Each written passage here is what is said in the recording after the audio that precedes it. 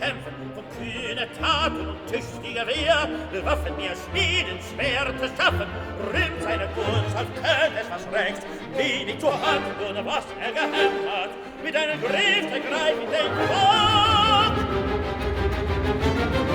Wer bin ich hier, du schädigt der Wicht, ihn zerschmiedet ihn selbst mit seinem Geschmeid, den alten, albernen Eid, des Ärges dann hätt ich ein Ende.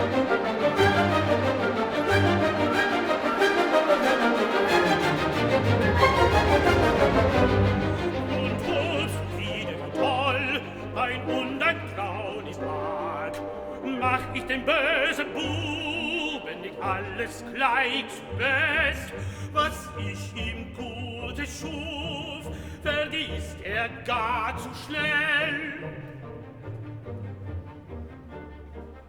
Willst du denn nie gedenken, was ich dich lehrt vom Danke, dem sollst du willig gehorchen, der je sich wohl dir erwies.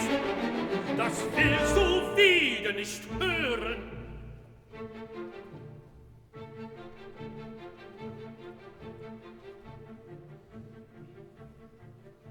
Doch speisen magst du wohl, vom Spieße bring ich den Braten.